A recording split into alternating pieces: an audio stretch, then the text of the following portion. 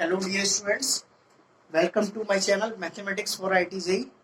Actually मैंने इस channel का नाम चेंज कर दिया, पहले मेरे ही नाम से था चैनल, तो मैंने मैथमेटिक्स फॉर आईटी जेई जो हम पढ़ रहे हैं बेसिकली उसी को कर दिया मैंने। आज देखते हैं बायनोमियल थ्योरम का लेक्चर 2, है ना।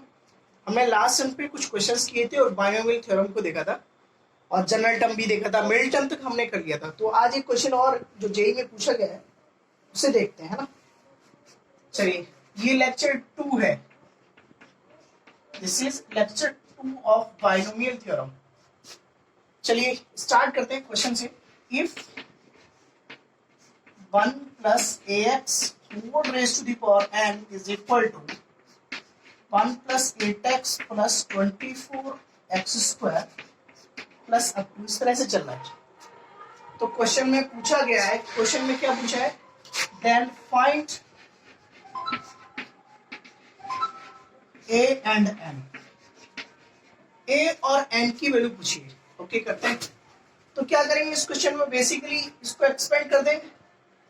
कैसे एक्सपेंड करेंगे, 1 plus A X whole raise to the power N, इसमें x प्लस से whole raise to the power N का फॉर्मूला यूज करते हैं।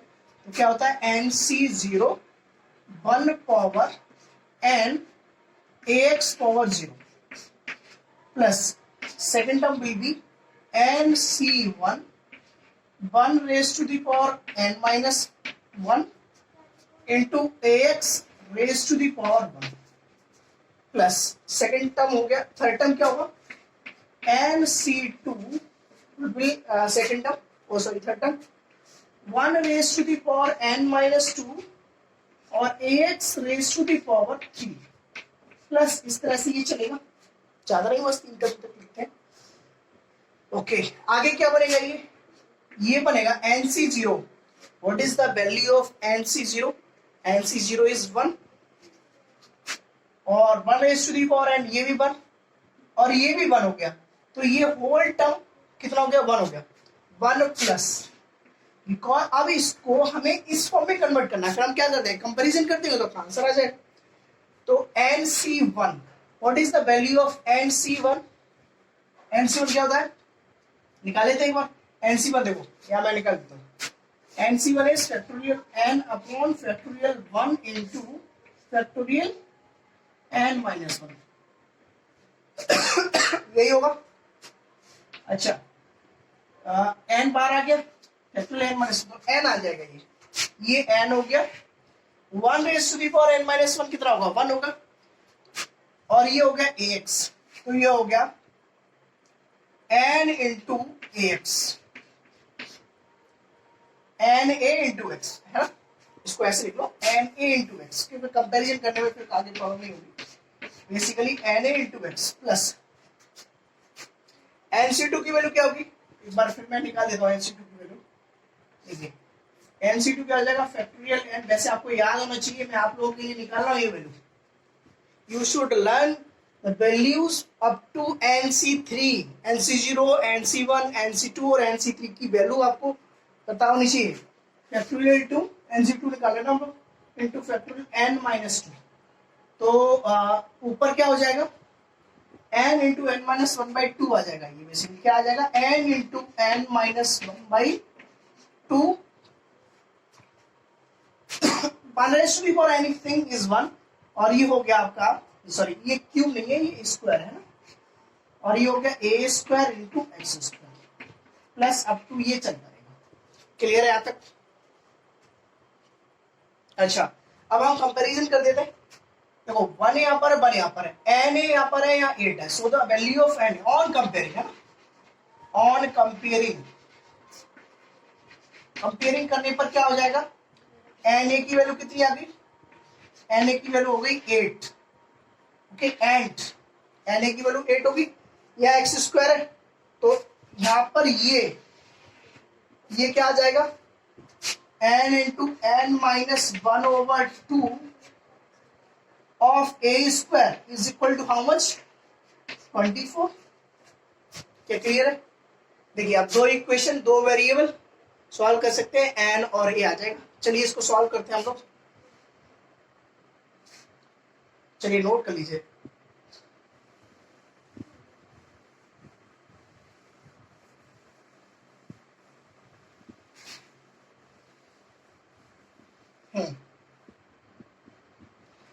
एन ए की वैल्यू कितनी है हमारे पास? एन ए की वैल्यू है 8, विजिबल हो रहा है ना? ओके, एन ए की वैल्यू 8 है और इसका अंदर मल्टीप्लीकेशन कर देते हैं, तो इसका मल्टीप्लीकेशन करेंगे तो कितना हो जाएगा? एन स्क्वायर माइनस एन और इंटू ए स्क्वायर, तो ए स्क्वायर का भी कर देते हैं, a square minus n into a square divided by 2 is equal to 24। Clear है? अच्छा ये बनेगा, इस वाले इक्वेशन में एन ए के प्लेस पर 8 रखेंगे तो ये 64 हो गया, बिकॉज एन ए का स्क्वायर है, माइनस एन इंटू ए लिखा है बेसिकली, ये क्या लिखा है? एन ए इंटू ए, तो एन ए की वैल्यू कितनी है? 8 इंटू ए और ये हो गया 48। क्लियर? 8 से कैंसिलेशन किया, 8 6 48, 8 8 जा 64, 8 minus A is equal to 6, so the value of A is 2। A की वैल्यू कितनी आ गई? 2। ए की वैल्यू 2 यहां सब्स्टिट्यूट कर देंगे तो एन कितना आ जाएगा? ए की वैल्यू सब्स्टिट्यूट करो तो एन आ जाएगा 4। This is your answer. So our answers are n is equal to 2 and n is equal to 4. Please note it down.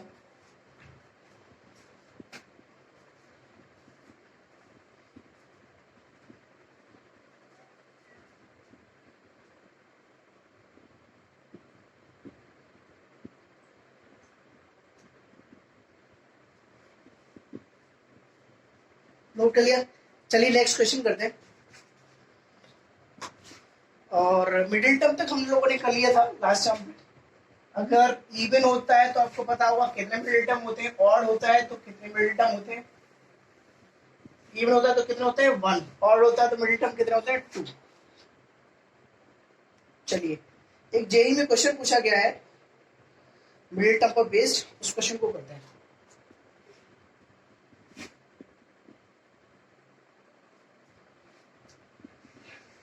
Visible हो रहा है ना?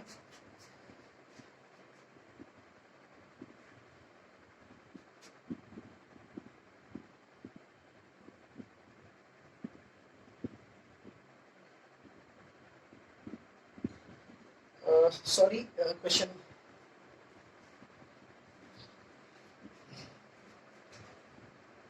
एक क्वेश्चन करते हैं मिडिल टर्म पर based. If x plus 1 over x whole raised to the power 4,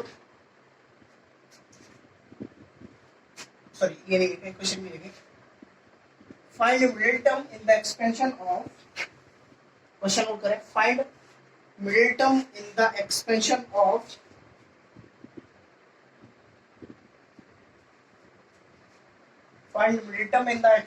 of x plus 1 over x whole raised to the power 8। चलिए कीजिए इस क्वेश्चन को, आप लोग नोट करके और क्वेश्चन को सॉल्व करके देखो।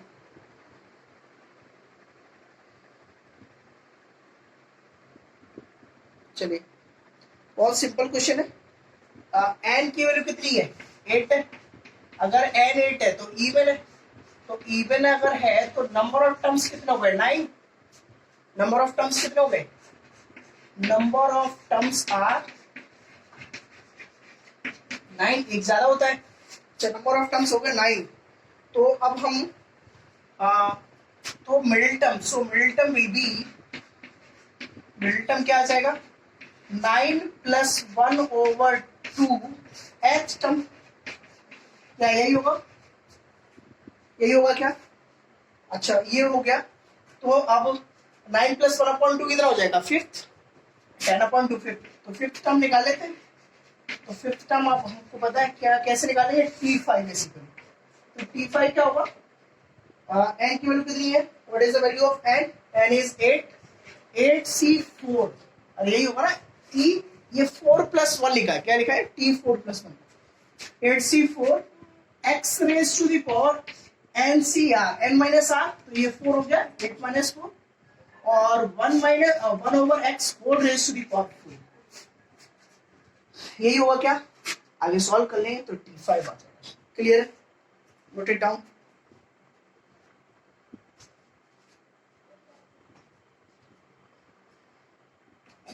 चलिए एक क्वेश्चन जो जेई में पूछा है उस क्वेश्चन को करते हैं। जेई 2004 में पूछा question.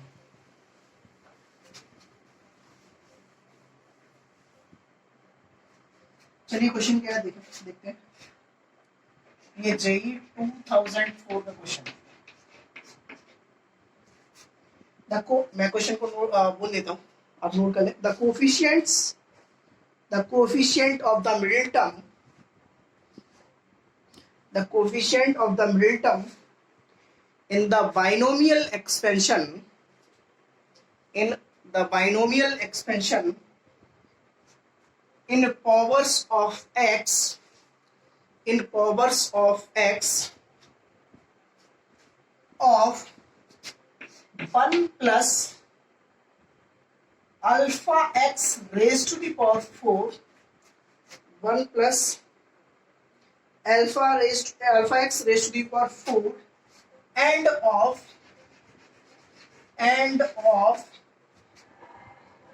1 minus alpha x raised to the power 6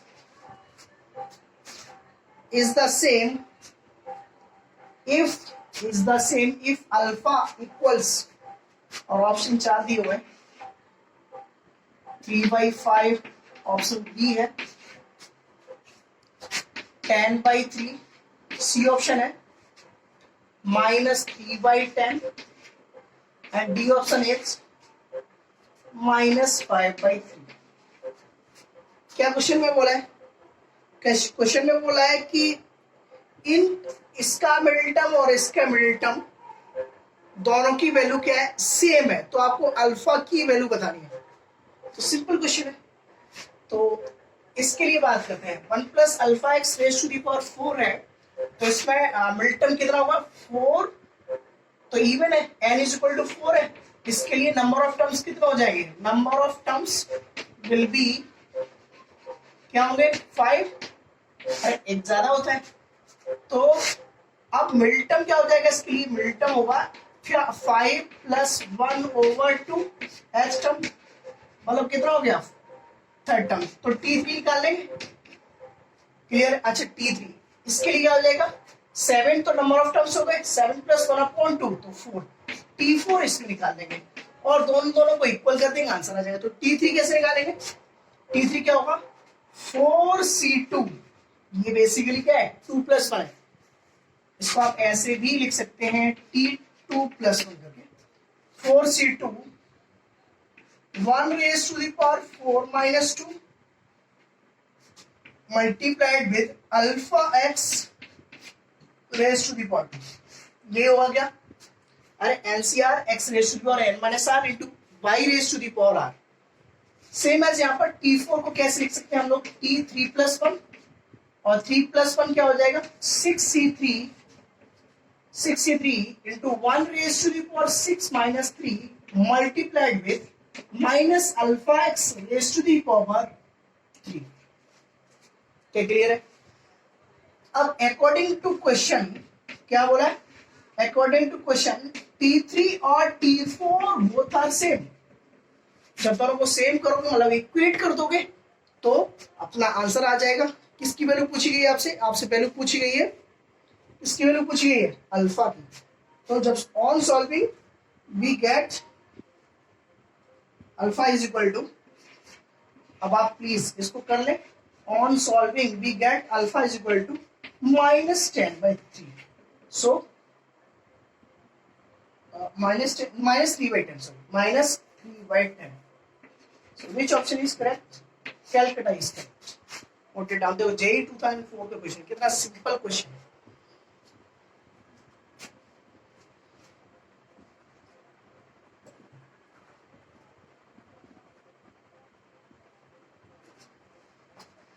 note कर लिया?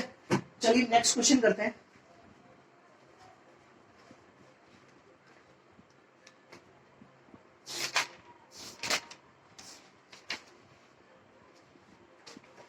चलिए नेक्स्ट क्वेश्चन करते हैं।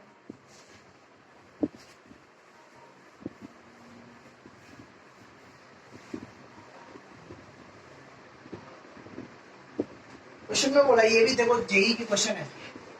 वैल्यू ऑफ, किसकी वैल्यू पूछी गई आपसे? 1 plus √2 raise to the power 7 plus 1 minus √2 raise to the power 7, इसकी वैल्यू पूछी गई है। ठीक है, सिंपल क्वेश्चन है, फॉर्मूला लगा देते हैं इसमें। कैसे सॉल्व करेंगे इसको? NC0, ये तो 1 plus x whole raise to the power L जैसा फॉर्मूला है। क्या होगा? 7C0 NC0 प्लस NC1x, ऐसा ही होता है। 7C0 plus 7C1 x is √2 plus 7C2 √2 square, यही होगा। नेक्स्ट क्या होगा? 7C3 √2 का होल क्यूब प्लस इस तरह से ये कहां तक चलेगा? ये हो जाएगा 7C7 और √2 रेज टू दी पावर कितना? 7। क्लियर है? ये तो फर्स्ट वाला। सेकंड वाला टर्म क्या हो जाएगा? प्लस 7C0, इसमें ऑल्टरनेट आएगा plus minus, minus 7C1 √2 plus 7C2 √2 square minus 7C3 √2 cube, और लास्ट टर्म विल बी, देखो 7C7 और क्या हो जाएगा? 7C7 minus 1 raise to the power 7, तो ये नेगेटिव ही आ जाएगा, negative into √2 raise to the power 7। देखिए कौन कौन से टर्म्स कैंसिल हो रहे हैं। ये दोनों कैंसिल आउट, ये दोनों कैंसिल आउट, और ये दोनों, मतलब 1 3 5 ये कैंसिल हो गए। तो बचा क्या? 7C0 7C0, तो 2 times of 7C0 plus 2 times of 7C आएगा, तो 1 वाला कैंसिल हो गया, प्लस 2 टाइम्स ऑफ 7C4, 0 2 4, और नेक्स्ट क्या होगा? 6 7C6 2 टाइम्स। इसको सॉल्व कर लेंगे और अपना आंसर आ जाएगा ना। 2 की 7C0 कितना होगा? 1 प्लस 7C2 कितना हो जाएगा? 7 इंटू 6/2, और 7 इंटू 6/2, 7 इंटू 6/2 21, प्लस 7C4 कितना हो जाएगा? 765/3 इंटू 2, 765/3 इंटू 2 कितना हो जाएगा? 765/3 इंटू 2 35 हुआ, 70 हुआ। अच्छा, हाँ ये एक टर्म और है, सॉरी, ये √2 का स्क्वायर भी तो आएगा ना, तो 21 इंटू 2 हो जाएगा, प्लस यहाँ √2 का पावर 4 होगा, तो ये कितना हो जाएगा? 4 हो जाएगा। ठीक है ना? 21 इंटू 2 और 7C4 इंटू 4, सॉरी यहाँ 4 है, यहाँ 2 है, और यहाँ पर कितना आ जाएगा? 8। 7C6 कितना हो जाएगा? 7C6 is 7, 7 into 8। जब इसको सॉल्व करेंगे ऐड करके, तो अपना आंसर कितना आता है? अपना आंसर आता है 470। सिंपल क्वेश्चन है, कुछ नहीं इसमें फॉर्मूला का यूज किया गया, 1 plus x whole raise to the power n और 1 minus x whole raise to the power n। Simple question, और जेईई में पूछा question, please note it down. और ये क्वेश्चन एनसीईआरटी में भी है इस तरह का।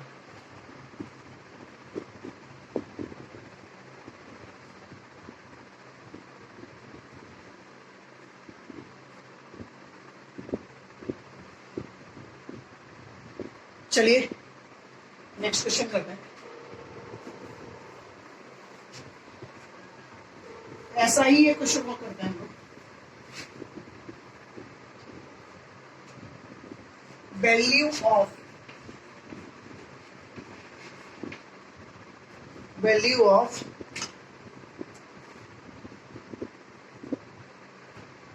क्वेश्चन में पूछा value of √3 + 3 whole raise to the power 5 minus √3 - 3 whole raise to the power 5, इसकी वैल्यू पूछिए। तो सिंपल क्वेश्चन है, यूज करते हैं फॉर्मूला। तो वैसे तो आप कर लेंगे, लेकिन फिर भी एक बार मैं बता देता हूँ। x + y whole raise to the power n जैसा है, तो 5C0 √3 पावर 5 3 पावर 0, ये होगा क्या?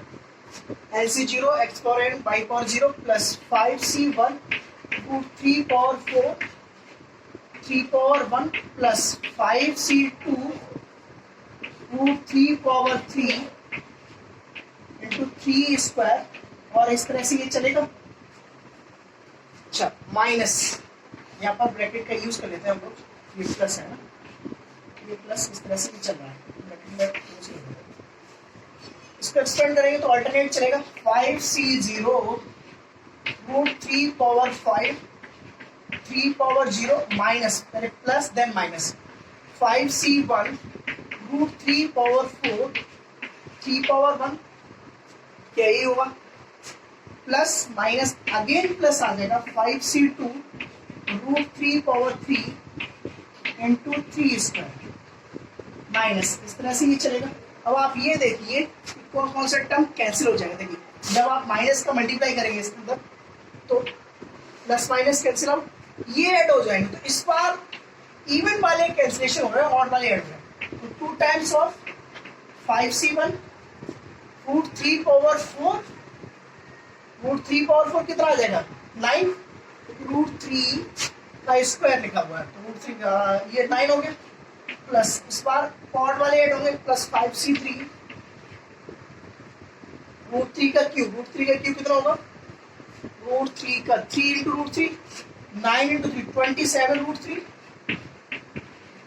अरे यही होगा क्या, नेक्स्ट क्या हो जाएगा 5C5 और रूट 3 पावर 2 तो 3 हो जाएगा इंटू 3 का क्यूब 27। सबको सॉल्व कर लेंगे और सॉल्व करने पर अपना आंसर आ जाएगा, सिंपल क्वेश्चन ये अपना answer, please note it down.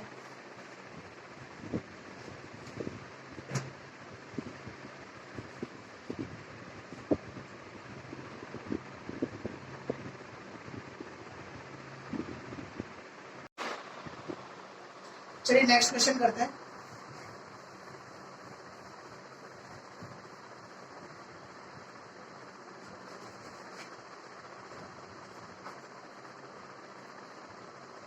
Question next, in the expansion of,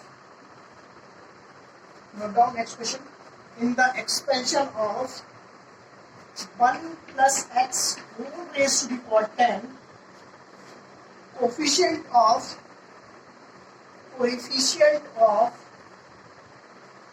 4r plus 5th term, 4r plus 5th term is equal to coefficient of 2r plus 1th term, then find r,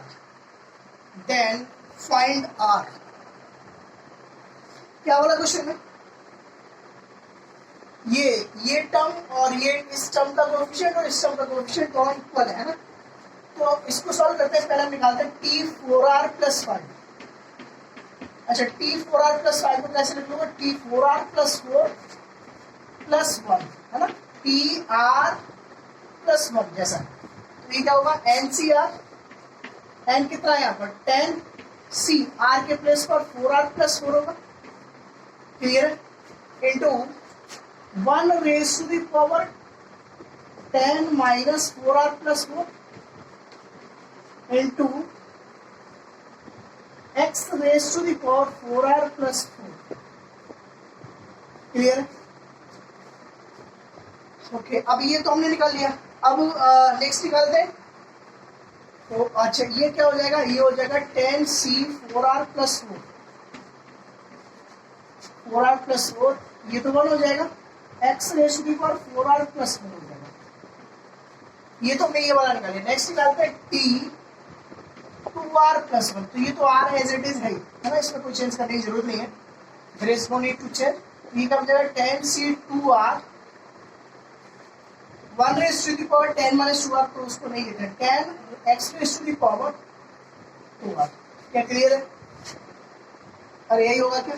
अब coefficients equal है तो ये और ये equal हो जाएंगे, according to question what will be equal 4r plus 4, मैं लिख देता हूँ क्या 10c 4r plus 4 is equal to 10c 2r।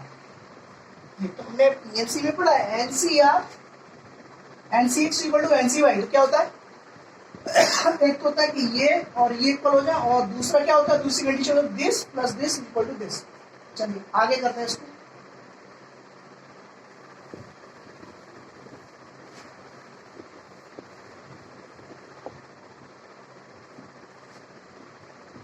क्या बन जाएगा एक फर्स्ट कंडीशन बनेगी 4r plus 4 is equal to 2r और सेकंड क्या बन जाएगा 4r plus 4 plus 2r is equal to 10। ये बनेगा यहाँ से 2r इज इक्वल टू -4 और यहाँ से r इज इक्वल टू -2। ये तो नहीं होगा नेगेटिव आंसर हो गया। ये हो गया 6r इज इक्वल टू 6 और यहाँ से r कितना क्या है value of r is equal to 1। This is your answer. Note कीजिए सिंपल क्वेश्चन था।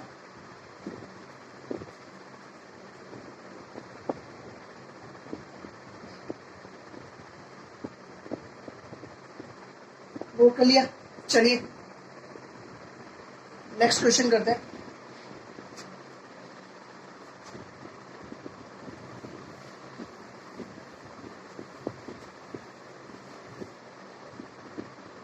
नेक्स्ट क्वेश्चन है greatest value of term. Next question greatest value of term independent greatest value of term independent of x in x sin alpha plus y over cos alpha whole raised to the power 10 where alpha belongs to r। Greatest value of term independent of x होगा। Simple question है ना।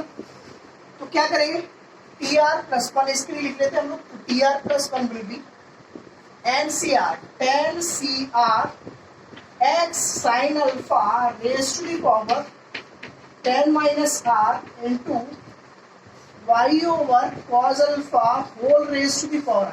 यही बनेगा क्या। चलिए इसको solve कर लेते हैं। 10CR x का इंडिपेंडेंट पूछा है तो x पर निकाल देते हैं x raise to the power 10 minus r। यही होगा क्या हाँ sorry cos alpha over x। Sorry question में ये है sorry cos alpha over x। तो यहाँ क्या आ जाएगा यहाँ पर भी cos अल्फा ओवर x होगा cos अल्फा ओवर x।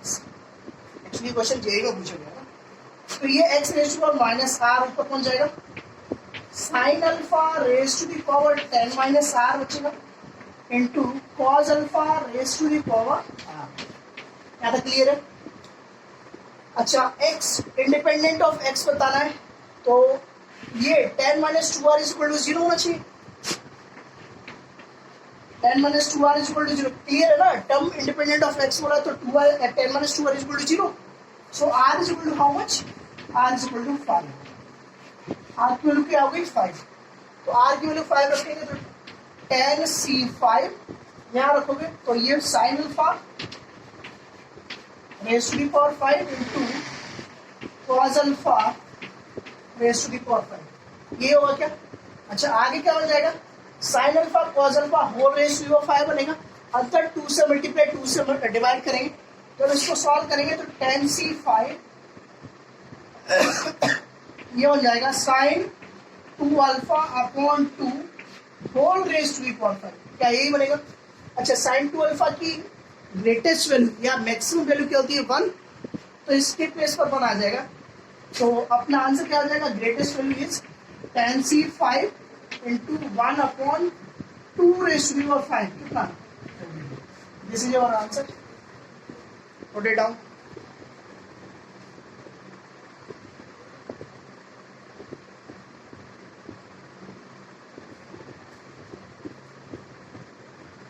चलिए नेक्स्ट क्वेश्चन करते हैं।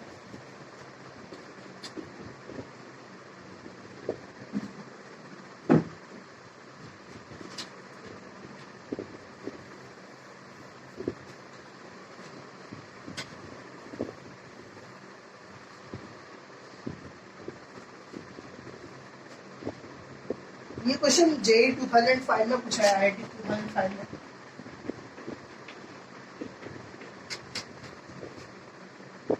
क्वेश्चन है if the coefficient of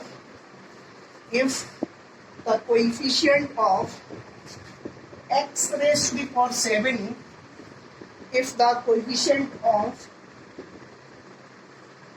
x raised to the power 7 in ax square plus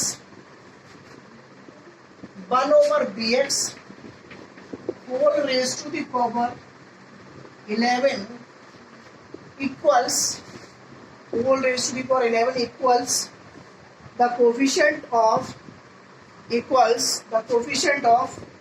x raised to the power minus 7 in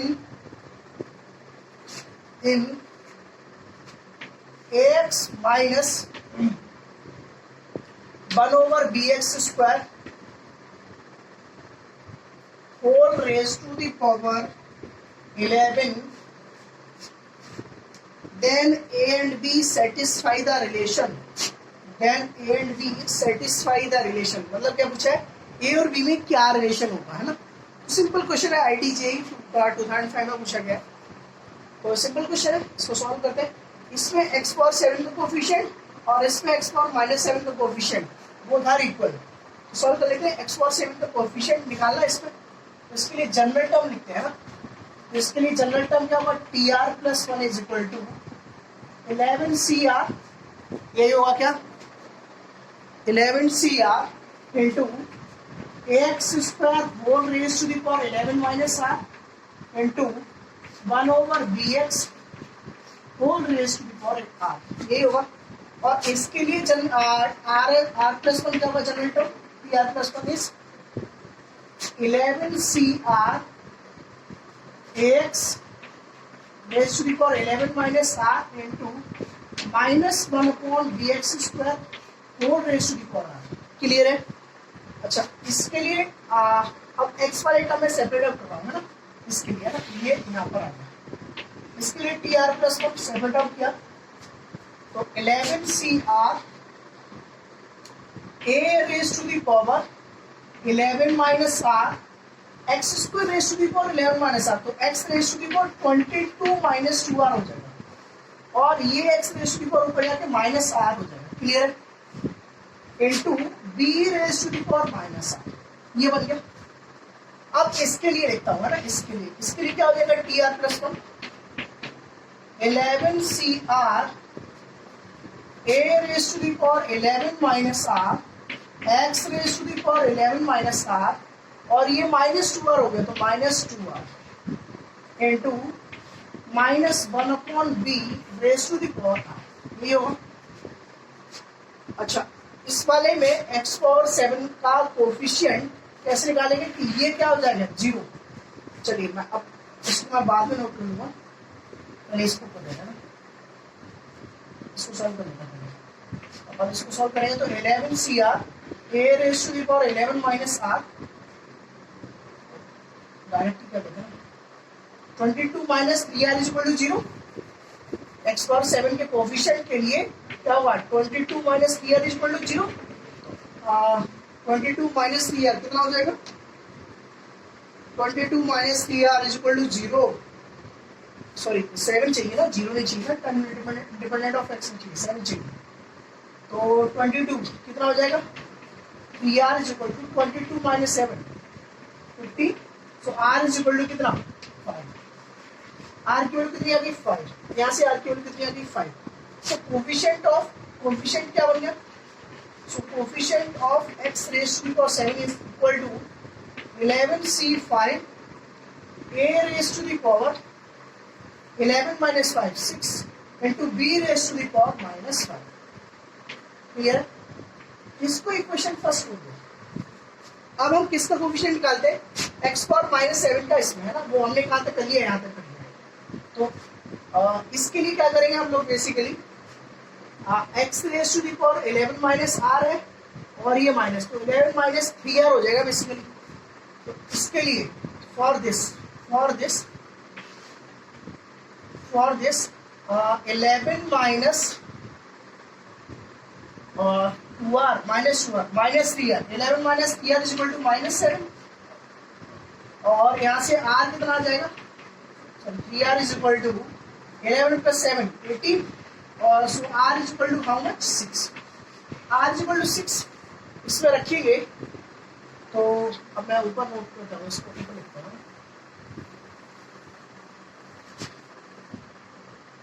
तो ये क्या बन जाएगा, सॉरी वो भी मैंने, अच्छा क्या बन जाएगा, ये बन जाएगा basically coefficient of, so coefficient of x raise to the power -7 कितना आ जाएगा, उसको वैल्यू रख देते हैं।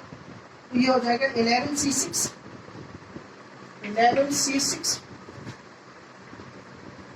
a raised to the power 5 into -1 raised to the power 6 तो 1 हो जाएगा, और b raised to the power -6। Clear है, इसको इक्वेशन सेकंड हो गया। अब दोनों के कोएफिशिएंट्स इक्वल है, तो 11c5 और 11c6 फर्स्ट को सेकंड के इक्वेट कर दिया, तो 11c5 और 11c6 totally cancel out, NCR equal to NCM minus R होता है। और जब इस दोनों को इक्वेट करोगे तो आपको क्या मिलेगा, ये मिलेगा a into B is equal to 1 answer. ठीक है, तो ये जेई 2005 का क्वेश्चन है, अच्छा क्वेश्चन था और सिंपल क्वेश्चन है ना। जेई में कभी भी कोई क्वेश्चन टफ नहीं पूछा जाता, अगर आपको अप्रोच अच्छे से आती है, अगर आपके कॉन्सेप्ट्स अच्छे हैं तो आप क्वेश्चन को बहुत इजीली टैकल कर सकते हैं। Note it down.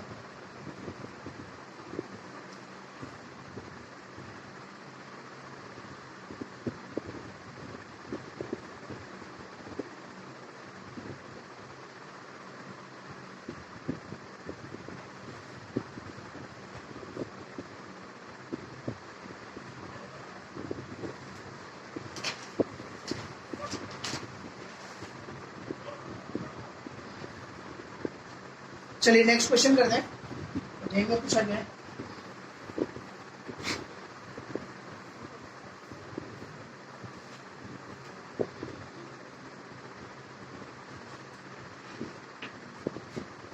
Sum of all coefficients, question होता है sum of all coefficients in x plus 1 over x whole raised to the power n is 4096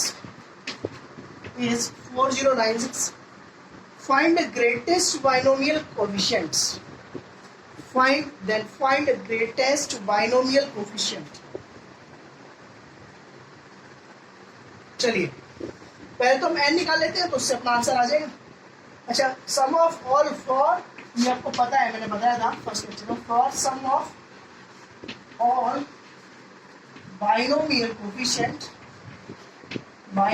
coefficients क्या करते हैं, put variable is equal to 1, तो put x equal to 1, x equal to 1 put करेंगे तो 1 + 1 2 raise to the power n कितना आ जाएगा, 4096, और 4096 किसका 2 की पावर कितना होता है, 2 पावर 12, तो 2 raise to the power n equal to 2 power 12, compare करेंगे तो n कितना आ गया 12।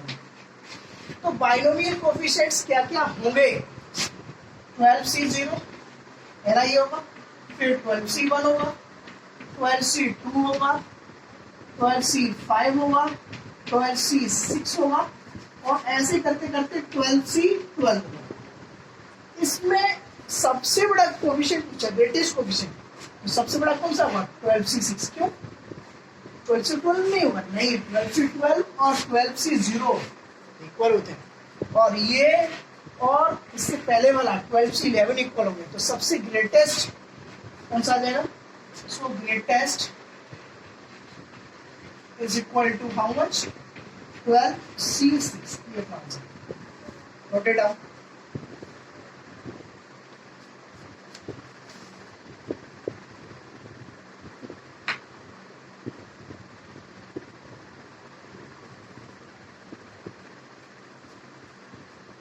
चलिए नेक्स्ट क्वेश्चन करते हैं।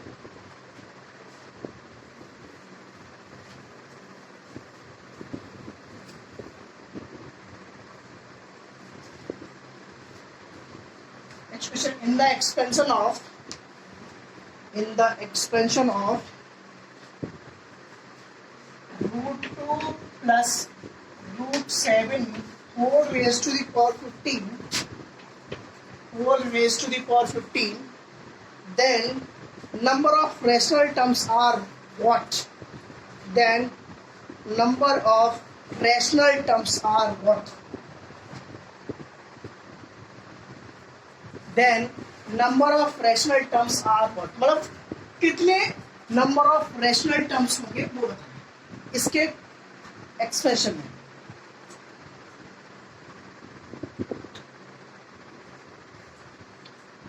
चलिए कीजिए।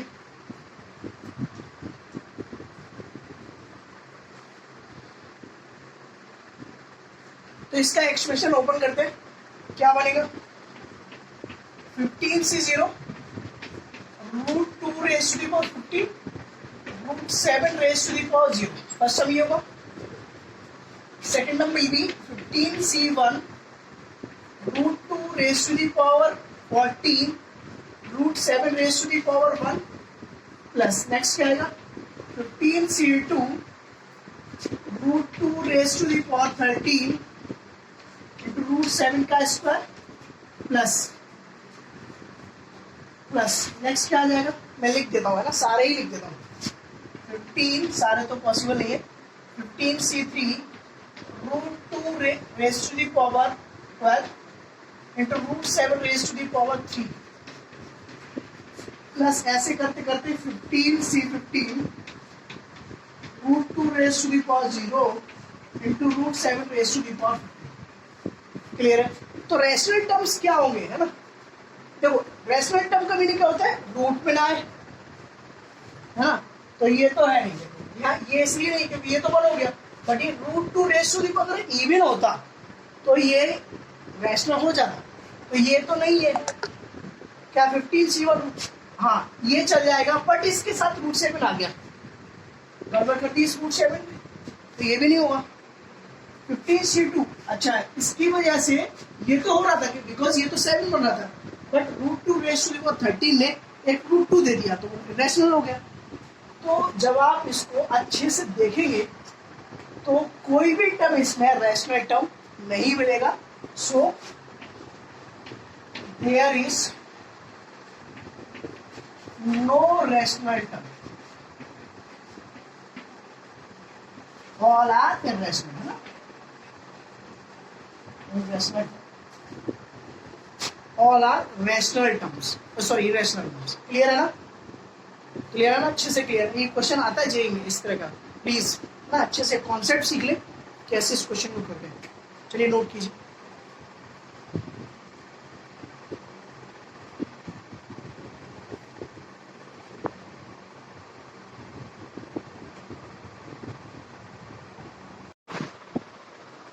चलिए नेक्स्ट क्वेश्चन देखते हैं।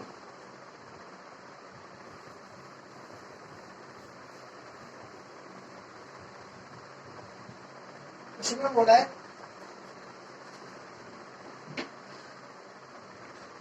क्या? क्वेश्चन है, क्वेश्चन में बोला है 4 raised to the power 1/3 plus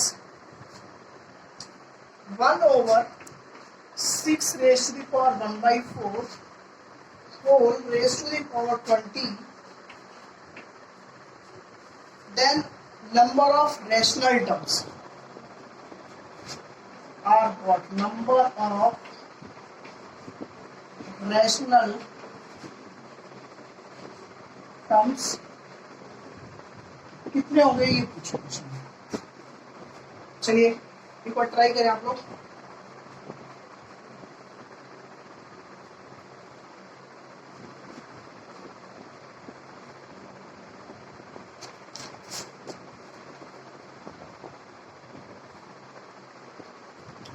क्या हो रहा है क्वेश्चन में? पहले तो हम इसका जनरल टर्म लिखते हैं ना, तो जनरल टर्म के लिए TR+1 क्या होगा? 20CR 20 CR 4 raised to the power 1 by 3 4 raised to the power 20 minus R multiplied with 1 upon 6 raised to the power 1 upon 4 4 raised to the power R. तो last में क्या बन जाएगा, आगे इसको सॉल्व करेंगे तो 20 CR 4 raised to the power 20 minus R whole divided by 3 into 1 over 6 raised to the power R by 4. Clear है? देखिए 20 माइनस R और R ये 4 के मल्टीपल्स होने चाहिए इसके, देख लेना प्लीज नोट इट डाउन, क्योंकि तभी जाके ये अगर 4 के मल्टीपल्स होंगे तो तभी रैशनल आएगा, और 4 के मल्टीपल्स नहीं होंगे। देखो करके देख लो ना, यहाँ डाल के देखो तो देखते हैं एक बार 20 माइनस R और R लिख लेना please note it down. 20 minus R and R should be multiple of 4। चलिए बनाते हैं, तो इसको मैं लिख देता हूँ ना, एक साइड में करना है। 4 के मल्टीपल्स क्या क्या हो सकते हैं, 0 4 8 12 16 और 20, यही तो होगा। क्लियर है? अच्छा क्या 0 रखने पर आएगा, 0 रखा तो 20/3 तो ये नहीं आया, तो 0 अच्छा 0 यहाँ तो रखने पर चलेगा बट इसमें रखने पर नहीं आएगा, तो ये तो इरेशनल हो गया, इसकी वजह से इरेशनल हो गया। 4 रखते हैं, जब हम 4 रखेंगे तो 20 माइनस 4 कितना हो गया 16/3 नहीं होगा, 4 भी नहीं आया, बढ़िया आ जाएगा लेकिन यहाँ तो नहीं आया। अच्छा 8 रखे देते हैं, 20 माइनस 8 इज 12/3 ओके आ गया, यहाँ भी रखने का तो 8 तो चलेगा। क्लियर है? अच्छा 8 हो गया, 12 रखे देते हैं, 20 माइनस 12 इज 8/3 नहीं आएगा, रेशनल होगा, 16 रखे देते हैं, 20 माइनस 16 इज 4/3 ये भी नहीं चलेगा। नेक्स्ट साइड 20 माइनस 20 हाँ ये चलेगा। तो कितने नंबर ऑफ टर्म्स होंगे, so number of rational terms are कितने होंगे, ये अपना आंसर है। चलिए अब हम नेक्स्ट क्वेश्चन नेक्स्ट क्लास में करेंगे, आज के लिए इतना काफ़ी है। और मैंने सीट्स आप लोगों को भेज दिए, ग्रुप में भेज दिए, तो प्लीज़ जितने भी क्वेश्चंस हैं कोफिशिएंट्स वाले और मिडिल टर्म वाले और इस तरह के question number of rational term और इरेशनल टर्म, वो क्वेश्चन आज सॉल्व कर ले। और अगर डाउट्स है उनमें, डाउट अगर होगा तो प्लीज़ कमेंट में ज़रूर करके बताएं ये क्वेश्चन पर डाउट है, तो पहले हम उन्हीं क्वेश्चन को डिस्कस कर रहे हैं। किस चीज़ पर बेस करना है क्वेश्चन आपको बाइनोमियल कोफिशिएंट पर बेस करना है जितने भी एक्सरसाइज 1 2 3 में, और मिडिल टर्म पर बेस करना है, जनरल टर्म मिडिल टर्म और ये वगैरह। ठीक है, okay, thank you, bye bye, please do like share and comment the video, thank you, bye bye, good night.